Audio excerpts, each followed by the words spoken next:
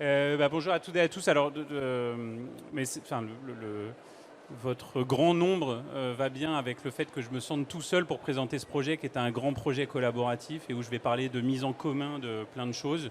Mais je suis tout seul pour le faire, ce qui n'est pas tout à fait normal, mais je vais quand même le faire.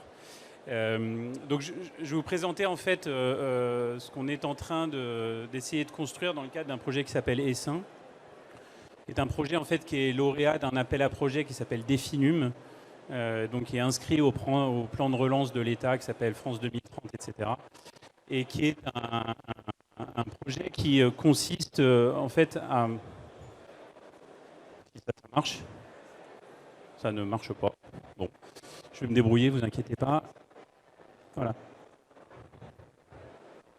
Si, ça y est, c'est bon. On va y arriver. On va y arriver.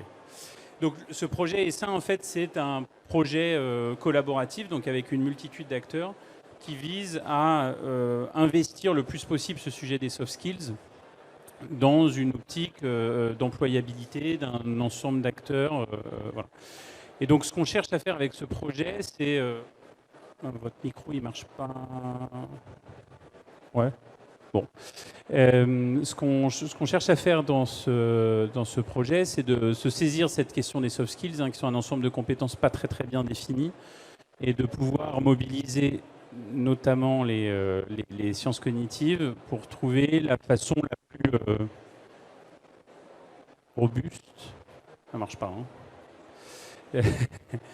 Pour trouver la façon la plus robuste d'aborder ces soft skills, de les développer, de mesurer l'efficacité des parcours de développement, etc. Pardon?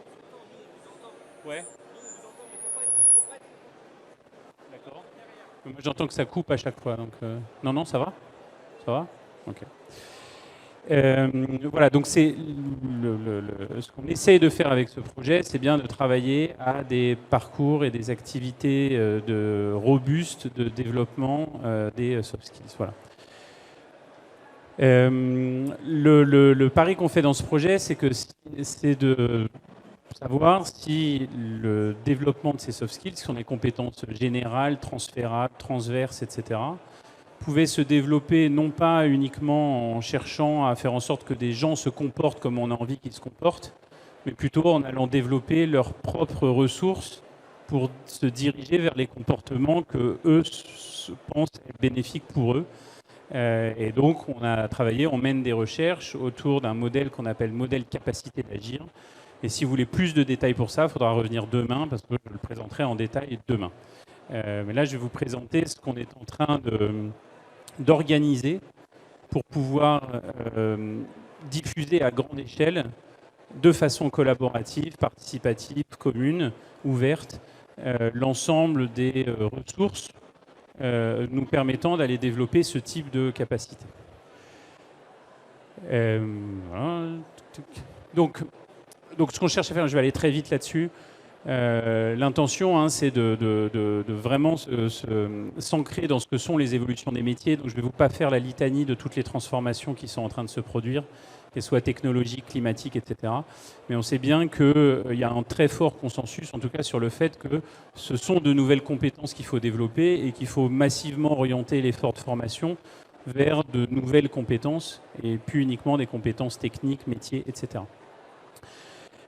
Et que nous, en tout cas, presque la mission que l'État nous a donnée pour faire ça, dans le cadre de cet appel à projet, c'est de le faire de façon collaborative, c'est-à-dire de ne pas chercher à construire des outils, des méthodes, des contenus propriétaires qu'on mettrait sur une plateforme, mais plutôt d'organiser une transformation à l'échelle nationale pour faire en sorte que les pratiques de formation, les acteurs de formation se saisissent de ces approches robustes pour le développement de ces compétences qui sont mal définies. Voilà, ça fait beaucoup d'hypothèses, mais c'est à ça qu'on s'attaque. Donc, qu'est-ce qu'on mène comme action pour la provoquer, cette transformation?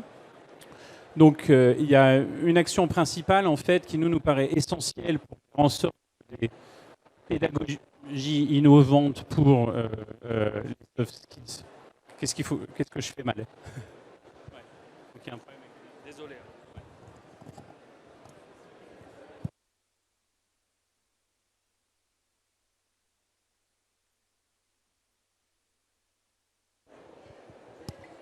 C'est vraiment pas devant les enceintes, en fait, c'est pour ça que ça l'arsène. Le l'arsène, ouais, mais les coupures, c'était pas ça. Coupures, je pense. Ouais. Voilà. Ah, je me sens beaucoup mieux. Je me sens beaucoup, beaucoup mieux. Merci. Donc ça n'était pas que moi, c'était aussi les piles. Donc les grandes actions qu'on mène pour mener pour provoquer cette transformation. Donc un grand effort sur le fait d'aller évaluer l'efficacité de parcours qui visent à développer les soft skills. Je suis généralement pas très arrogant, etc., mais on est les seuls à le faire de cette manière-là. Voilà. C'est-à-dire à regarder comment les choses se développent dans le temps sur la base de modèles scientifiques robustes et non pas sur la base de questionnaires qu'on a conçus nous-mêmes et dont on cherche à vendre le produit, quoi. Voilà. C'est une démarche qui est propre à notre ancrage scientifique et qui est extrêmement importante et qui pour nous sera la clé d'un essaimage, vous avez compris le nom du projet, d'un essaimage à grande échelle de parcours pédagogiques qui vise à développer les soft skills. Ça sera la clé. Le deuxième, c'est de mettre en réseau des acteurs, donc les différents acteurs, que ce soit des financeurs, des opérateurs de formation, des concepteurs pédagogiques, des formateurs, etc., des influenceurs dans le monde de la formation, etc., etc. Donc on mène beaucoup d'efforts pour mettre en réseau ces personnes. Je montrerai des exemples rapidement et puis vous pourrez aller voir sur notre site internet, etc., comment rentrer dans ce réseau.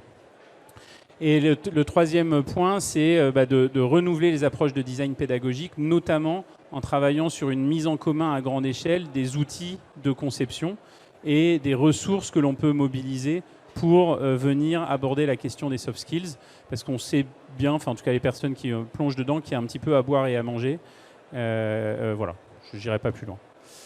On a 4 grandes communautés qui constituent ce projet, une communauté d'ambassadeurs qui nous aident à passer ce type de message aux différents niveaux de l'appareil de formation. Donc des niveaux en partant des apprenants qui peuvent être des demandeurs d'emploi, des bénéficiaires du RSA, des étudiants en alternance, des salariés d'entreprise. Donc il faut les rassurer, ces personnes-là, sur le fait que les parcours dans lesquels on les embarque vont vraiment les aider, et jusqu'au plus haut niveau, c'est-à-dire qu'on est en contact voilà, au niveau de la direction de France Travail, au niveau des différents ministères, etc., pour orienter différemment les financements de formation vers ce type de compétences et vers des indicateurs de performance qui ne sont pas que la satisfaction, le nombre de personnes embarquées, mais vraiment des mesures des capacités qui ont vraiment été développées. Voilà, si ça marche. Alors, l'autre question qu'on a, c'est que et c'est ça que je présente surtout aujourd'hui, c'est donc on mène un certain nombre d'expérimentations, on est en contact avec plein d'acteurs et on a effectivement cette commande de l'État, mais dans laquelle on s'engage volontiers, qui est de mettre en commun et qui est de pouvoir participer à un effort collectif dans le fait de faire basculer les approches de formation vers des parcours plus propices au développement de ces compétences générales. Donc la question, c'est comment est-ce qu'on organise et comment on met à disposition des communs pour accélérer cette transformation des pratiques. Donc on a eu une réponse, nous sommes en train de construire une réponse technologique à ça, mais qui n'est pas une nouvelle plateforme, parce que ça, on a vu le piège arriver quand même. Ce n'est pas une nouvelle plateforme type LMS, etc., qui serait à ajouter à l'arsenal des acteurs de la formation, mais plutôt un ensemble de modules répondant à ces besoins de faire parfois drastiquement évoluer les pratiques. Donc on a en gros un grand module autour de ce qu'on va appeler des communs, qui est là pour partager des ressources créées, mais aussi valoriser des ressources qui ont été créées par des personnes. Parce que donc pour ceux qui connaissent des pédagogies orientées sur les soft skills, vous allez avoir beaucoup de choses d'ordre expérientiel, on va dire, des ateliers, etc. Beaucoup de gens ont des bonnes idées pour ça, mais c'est des idées qui se volent facilement, en fait.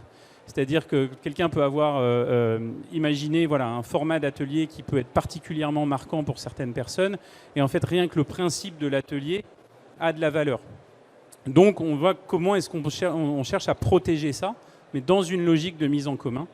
Donc ça va être un arsenal de licences Creative Commons, de choses comme ça, de mise en commun sur une plateforme. Ensuite, il y a la question de qu'est-ce qu'on fait de ces ressources. Comment est-ce qu'on les assemble dans des parcours? C'est quoi les formats de parcours qui ont du sens en fonction des publics visés? Donc ça, c'est un ensemble d'outils qu'on développe pour ça.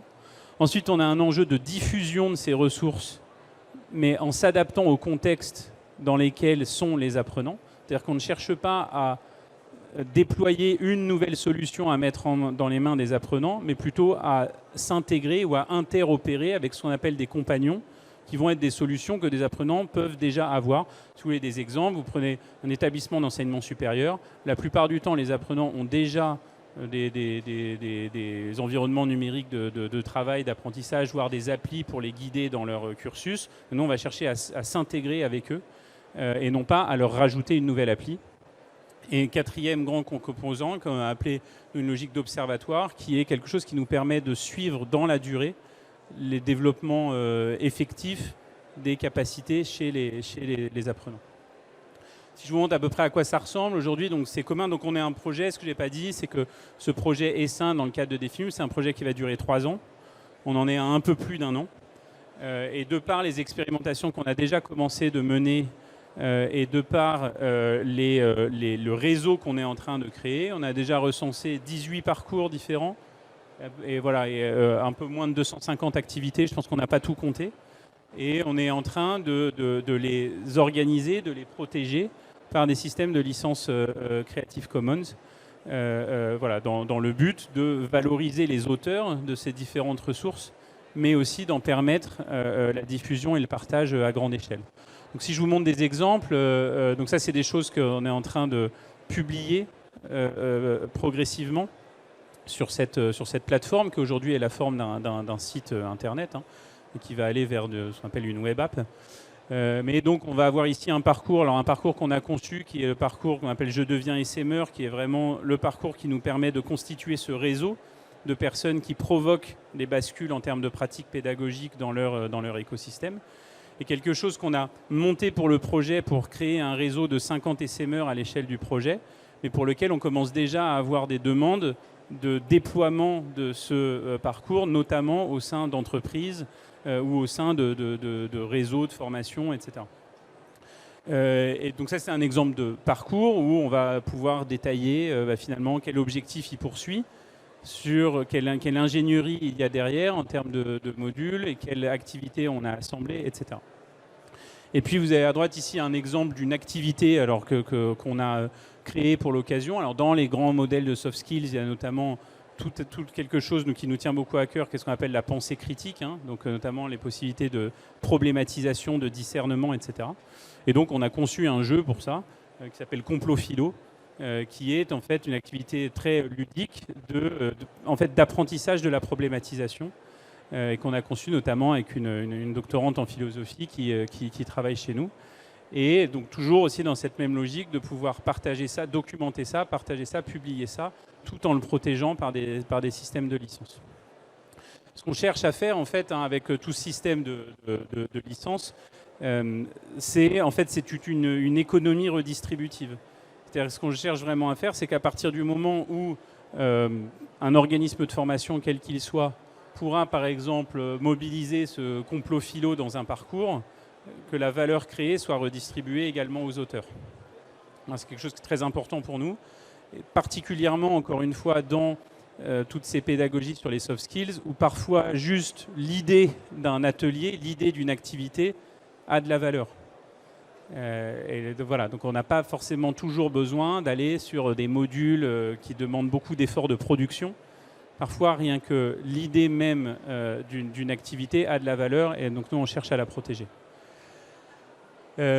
Sur la partie des outils, donc là, on est dans des phases encore de développement de ces choses-là, avec des dates de lancement en courant d'année 2024, qui seront donc des outils nous permettant soit d'utiliser un parcours qui a déjà été éprouvé, qui a déjà été conçu ailleurs, soit d'assembler sur un espèce de canevas, comme ça, d'assembler, selon une structure prédéterminée, des activités qui sont présentes dans ces communs. Donc là, encore une fois, toute la démarche, sur la partie conception de parcours, comme ça, dans l'absolu, il n'y a pas grand-chose de nouveau dans ce qu'on propose. Ce qui est nouveau, c'est la possibilité de mettre en commun, encore une fois, soit des parcours qui ont déjà été éprouvés, soit des ressources, des idées d'activités qui ont pu être conçues par d'autres, qu'on peut remobiliser tout en protégeant la propriété intellectuelle. Cette idée de compagnon, quelque chose aussi d'assez central dans le modèle qu'on déploie, notre idée, c'est pas d'avoir une plateforme et tout un environnement fermé et propriétaire. C'est-à-dire, si je conçois avec cette plateforme, je ne peux envoyer des interfaces aux apprenants qui ne sont basées que sur cette plateforme. Et donc, on est aussi dans ce réseau Essin en train de nouer un certain nombre de partenariats avec des acteurs EdTech qui ont chacun en fait des solutions technologiques pour l'éducation avec une propre, on va dire une propre stratégie pédagogique. The Game qui travaille sur le voyage du héros, Hello Elton qui travaille sur du coaching digital, Constel Éducation qui travaille sur du mentorat entre pairs, Rinbo qui travaille sur de l'apprentissage des langues en réalité virtuelle et Reverto qui travaille sur des préventions des risques psychosociaux par la réalité virtuelle. Et donc en fait là ce qu'on cherche à faire c'est comment à partir de ces outils de conception on s'interopère avec ses compagnons. Donc on avance là-dessus par expérimentation, hein, donc on est en pleine expérimentation avec le CNAM Grand Est, donc qui est la réunion des écoles d'ingénieurs du CNAM en Grand Est, sur donc une application qui s'appelle Flow, qui accompagne en fait les élèves ingénieurs dans leur fin de cycle ingénieur en apprentissage. Et on a travaillé en fait le développement de leurs soft skills par d'espèces de distribution de défis entre les tuteurs pédagogiques, les maîtres d'apprentissage et l'élève. Donc des défis de vie quotidienne, hein, donc par exemple des choses sur des questions de posture à avoir dans des réunions de travail quand je rentre dans le milieu professionnel, des façons de partager les expériences que j'ai en milieu professionnel quand je suis de retour à l'école, etc., etc. Et au sein de ces parcours, on inclut des questionnaires, la plupart du temps par forme de questionnaires, qui vont nous permettre de collecter en continu des données et de comprendre ce qui est en train de se développer chez les apprenants. Ce qui est en train de se développer en termes de capacités, donc nous qu'on va appeler plutôt socio-cognitives, donc c'est vraiment des capacités d'interaction positive avec son environnement, dans le but de construire progressivement des preuves que ce type de pédagogie a vraiment un effet chez les personnes et ne vient pas qu'uniquement d'une volonté ou d'une mode d'aller développer ce type de compétences, et que c'est bien ce qui nous permet d'aller toucher le cœur des capacités d'apprentissage et d'évolution des individus. Et donc en récoltant les données via ces compagnons en continu au cours des parcours, on peut revenir vers les apprenants, les individus, en leur produisant des formes de rapports qui leur disent voilà, t'en es là, et voilà un certain nombre de choses que tu peux mettre en œuvre pour continuer de développer ces choses-là. Et puis produire des tableaux de bord plutôt aux échelles collectives, avec les violons que j'aime tant, tu le sais Philippe, qui nous permettent en fait de visualiser comment à l'échelle d'un groupe, et quelle que soit la taille du groupe, certaines dimensions, mais là encore une fois il faudra revenir demain pour que je me plonge dans le détail des choses qu'on mesure, comment ces choses-là évoluent à l'échelle d'un groupe et comment on peut être dans des démarches d'amélioration continue de ces parcours sur la base de ce que ça provoque chez les gens et non pas uniquement de savoir s'ils sont contents ou non, si les couleurs du module e-learning étaient les bonnes ou non, etc. Mais bien d'aller voir ce que c'est venu changer chez eux dans leur capacité à apprendre, à agir, à prendre des décisions, à évoluer, etc. Voilà. Et puis c'est rouge, donc je dois m'arrêter. Voilà. Merci à vous. Vous étiez peu nombreux, mais sympa. Donc merci.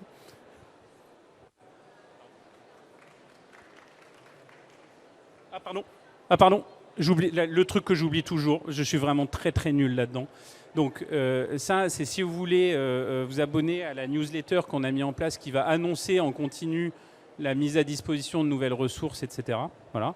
Le site pour suivre. Et puis effectivement, merci beaucoup pour le rappel. On a un stand qui est juste à côté là-bas, si vous voulez suivre le truc. Voilà. Je suis désolé, je suis vraiment très mauvais là-dedans à chaque fois. Donc, voilà. Merci.